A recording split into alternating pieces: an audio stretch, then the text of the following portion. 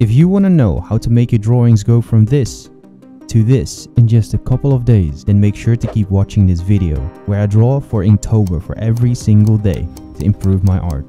If you don't know what Inktober is a challenge for all artists around the world, beginner or experienced, where we post either a picture or a video of an ink drawing for every day of Inktober. Now, you can either do it randomly or you can follow the same list I've been following for years. I also have a playlist on my channel where I did Inktober for 2021, 2022 and 2023. So if you're still trying to improve your art like I did, you can also follow lots of tutorials on my channel.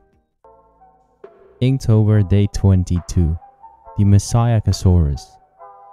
So this is a pretty odd little dinosaur, and it is the fact that I added lips, this is actually the scene, like one of the scenes from Prehistoric Planet, where you can see the Masiakasaurus and it's like on screen, which is like how I drew this. But anyways, this is a pretty odd little dinosaur. His bottom jaw is shaped very weirdly, and like unfortunately I didn't do this dinosaur on Inktober like past year, but I can show you guys an example of how I drew it without lips 2 years ago. I'll show you guys that right now. So as you can see, his bottom jaw is shaped so weirdly, and it's just the fact that I added these lips that that it actually still looks like a decently normal looking dinosaur.